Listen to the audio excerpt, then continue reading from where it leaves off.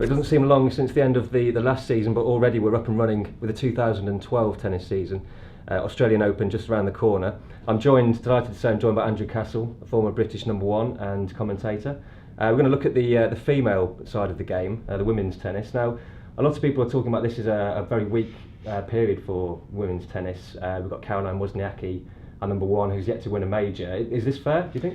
I don't think it's a weak time. I think there's one or two superstars missing. We wonder about their commitment. You know, we lost Justine and Kim Kleister sort of fell away towards the end of last year as other things come into her life. So I think we might be missing one or two characters. We don't really know. But I mean, we saw the re-emergence of Maria Sharapova from a career-threatening shoulder surgery or two. So I mean, I think it's quite an interesting period in that I think now more girls think they can win the event than ever before. Always the wildcards are Serena and Venus Williams. I mean, if they show up, they have the presence. Speaking to Venus in Doha just a month or so ago, she was very, very keen to get back out on the tennis court and to give tennis a real go. She thinks she's got a great perspective.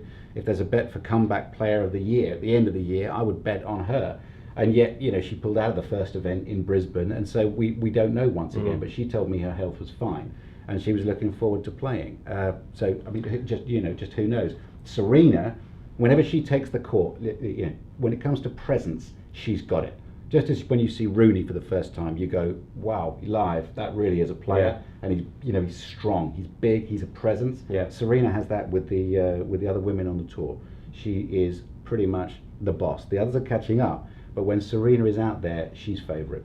And there's lots of emerging names all the time, most of them that I can't pronounce, from Eastern Europe. Lots of talent coming through. Who should we be keeping our eyes on that side of things? Well, can they win? I mean, can they have the mental strength to go ahead and sort of capture it? I'm talking about the likes of Victoria Azarenka, who is, she's world #3.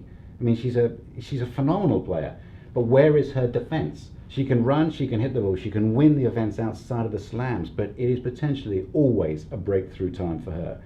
She always gets a little bit tight, and when she tries to take pace off, misses. When she tries to add pace with all the excitement, she just misses. So she's just, world #3, greatest of respect, a lot higher ranking than you and me ever achieved. Yep. But I mean, whether she can go ahead and take that extra step is a question. But Victoria Azarenka, Vika, is an easy way to remember her name. She's a great player and one to look out for. The chances are, by the time this goes out, the world #1 will not be Caroline Wozniacki anymore. The chances are it will be the woman who won Wimbledon last year, who nobody can remember. I can't remember. Amazing, isn't it? I mean, she is absolutely brilliant. She could dominate to a degree for quite some time. Petra Kvitova. Kvitova is, they call her Kvidi, one way to sort of remember it. She is an unbelievable left-handed talent, laid back, calm in the big situations, incredibly competitively mature. Won the season-end championships to go along with Wimbledon last year, and just has elevated herself. And at the Hopman Cup, which is only an exhibition event down in Perth, she beat Wozniacki from a set down. And I think her winning ways will continue. She's got all the game in the world. So Kvitova, for me, starts as favourite. Okay, and it's consistency, which is the problem, isn't it? But I suppose it opens the door for a lot of the younger players, and we've had Laura Robson coming through. There's some British players doing quite well, aren't there? Heather Watson, Anne Keothavong, Elena Baltasha. The British are quite interesting. Look, again, if you want to add entertainment, you might want to put some money behind them. You might want to bet against them. It's your choice, but they're quite fun. They're certainly they're capable, all of them, of being sort of 30 to 80 or 90 in the world, which is what they are now. They're capable of that and a little bit more. We're not sure whether they can be top 10 or top 20 players, but I think the women's picture is quite interesting. I mean, she almost beat, Heather Watson almost beat Sharapova at the US Open last year. It was a tremendously entertaining match. It's one of those matches that you just thought to yourself, a lot of momentum swings. You wonder about the in-play betting on that one. Probably a little bit of activity.